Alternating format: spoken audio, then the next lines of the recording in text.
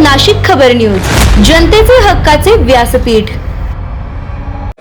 ठाण्यात आयोजित पत्रकार परिषदेत उपमुख्यमंत्री एकनाथ शिंदे यांनी विविध महत्त्वाच्या विषयांवर भाष्य केले। राज्यातील विकास कामे, पायाभूत सुविधा तसेच जनतेच्या प्रश्नांवर सरकार कटिबद्ध असल्याचे त्यांनी स्पष्ट केले। यावेळी त्यांनी प्रशासन अधिक गतिमान करण्यासाठी घेतलेल्या निर्णयांची माहिती दिली। तसेच राज्यातील प्रलंबित प्रकल्पांना गती देत नागरिकांच्या अपेक्षा पूर्ण करण्यासाठी सरकार सातत्याने प्रयत्नशील असल्याचे त्यांनी सांगितले।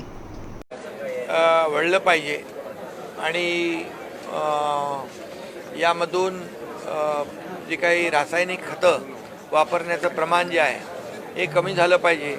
शेणखत, जीवामृत अशी सेंद्रिय शेती, नैसर्गिक शेतीला प्रोत्साहन देण्याच्या सूचना मी दिलेल्या आहेत आणि विषमुक्त शेती कडे आपण वळतोय, कारण शेवटी ही जास्त रासायनिक खतं, पेस्टिसाइड यामुळे जमिनीची पोत संपूर्णपणे खालावली जाते आणि ती पोत जमिनीची वाढवणं म्हणजे जमिनीचा क्रश जो आहे तो वाढवण्याच्या देखील सूचना दिलेल्या आहेत। त्याच्यावर देखील कृषी विभाग काम करतोय, जेणेकरून येणारं पीक जे आहे हे पीक चांगलं येईल, उत्पन्न जास्ती येईल, खर्च कमी होईल आणि त्यामुळे अनेक योजना जे SRT योजना आहे, सेंद्रिय योजना आहे, सेंद्रिय शेती आहे, गटशेती आहे, त्यामुळे त्याचबरोबर या जी काही पाणवठे आहेत, आपले पाझर तलाव आहेत, गाव तलाव आहेत, काही पाणवठे आहेत, त्यांचं खोलीकरण करणं, रुंदीकरण करणं, ज्या माध्यमातून मोठ्या प्रमाणावर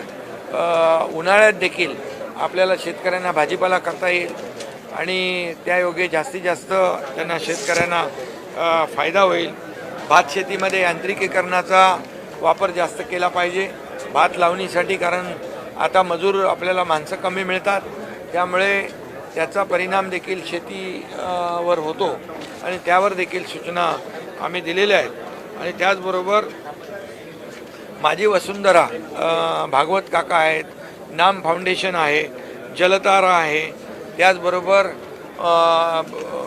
नानासाहेब धर्माधिकारी प्रतिष्ठान आहे, हे सगळे लोक यामध्ये काम करत आहेत आणि म्हणून गाळमुक्त धरण आणि गाळयुक्त शिवार ही जी काही संकल्पना आहे ती प्रत्यक्षात आणण्यासाठी MCHI, क्रेडाई, CSR यांचा देखील यांची मदत घेण्याच्या सूचना जिल्हाधिकाऱ्यांना COना दिलेल्या आहेत।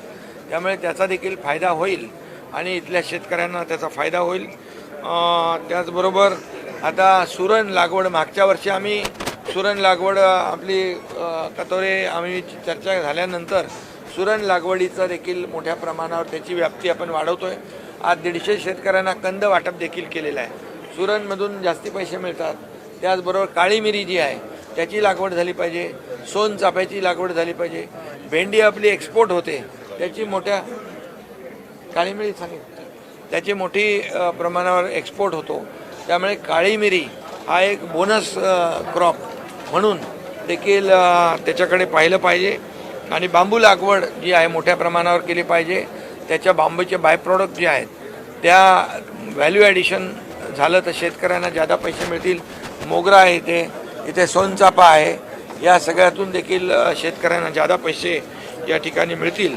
आणि हे सगळं जे आहे, फणस आहे, जरबेरा आहे, या सगळे जी काही पिकं आहेत यातून उत्पादन जास्त आणि खर्च कमी अशा प्रकारचं शेतकऱ्यांना आपण हे केलं पाहिजे। ॲग्रोस्टॅकमध्ये 93,000 लोक शेतकऱ्यांची नोंदणी झाली ॲग्रीस्टॅकमध्ये, त्याचा देखील फायदा या ठिकाणी होतो आहे। त्याचबरोबर दुबार पेरणीची वेळ येता कामा नये अशा प्रकारचं मार्गदर्शन कृषी विभागाने शेतकऱ्यांना केलं पाहिजे। आणि नाविन्यपूर्ण जी शेती आहे या नाविन्यपूर्ण शेतीकडे, पारंपरिक शेती आहे परंतु पारंपरिक शेतीकडून आपल्याला ऑर्गॅनिक, नैसर्गिक, सेंद्रिय शेतीकडे वळलं पाहिजे आणि जेणेकरून आरोग्याच्या दृष्टीने देखील त्याचं महत्त्व आहे। आणि म्हणून या सगळ्या बाबतीमध्ये आज सखोल चर्चा झाली आणि अनेक त्याच्यामध्ये सूचनाही आमच्या लोकप्रतिनिधींनी केलेल्या आहेत आणि याचा फायदा येणाऱ्या खरीपामध्ये शेतकऱ्यांना नक्की होईल। आणि आमचा उद्देश एवढाच आहे की शेतकऱ्याची कमी खर्चामध्ये जास्तीचं उत्पादन मिळालं पाहिजे अशा प्रकारच्या व्हरायटीज या ठिकाणी लावल्या पाहिजे. म्हणून कृषी विभागाला जबाबदारी दिलेली आहे की कृषी विभागाने वेळोवेळी आता अल निनोचा जो विषय आहे त्यामुळे कधी पाऊस पडणार आहे IMDकडून माहिती घेऊन त्याप्रमाणे शेतकऱ्यांना अवगत केलं पाहिजे, शेतकऱ्यांमध्ये अवेअरनेस आणलं पाहिजे आणि त्याप्रमाणे कृषी विभाग देखील कामाला लागलेला आहे. गेल्या वर्षी देखील त्याच्यामध्ये खूप चांगलं काम कृषी विभागाच्या माध्यमातून झालेलं आहे. सध्या विचारत होता अल निनो यावर्षी त्याचा प्रभाव दुप्पट आहे, तर पावसाचं प्रमाण देखील कमी होण्याचं हवामान आता मी हवामान विभागाच्या IMDच्या अधिकाऱ्यांशी चर्चा केली इथेच, तर अल निनोमुळे पावसाचं प्रमाण कमी होईल असं म्हणणं त्यांचं 92% पावसाचं प्रमाण असू शकतं आणि त्याप्रमाणे त्याचं नियोजन पाण्याचं करण्याच्या सूचना दिलेल्या आहेत. पाण्याचे साठे असतील, धरणातले पाण्याचे साठे असतील किंवा महानगरपालिकांना काही आव्हान आहे? सध्याच्या परिस्थितीनुसार जिथं जिथं आपल्याला काटकसर करण्याची आवश्यकता आहे, नियोजन करण्याची आवश्यकता आहे, त्याप्रमाणे ते नियोजन करतायत. आता अशी कुठली चिंता करण्याची बाब नाही आहे, गरज नाही आहे. आणि पाण्याचे साठे जे आहेत त्याचं खोलीकरण, रुंदीकरण, त्याची लांबी वाढवणं हे केलं तर जी आताची कॅपॅसिटी जी आहे पाण्याची, म्हणजे गाळ काढल्यामुळे पाण्याची स्टोरेज कॅपॅसिटी वाढते आणि स्टोरेज कॅपॅसिटी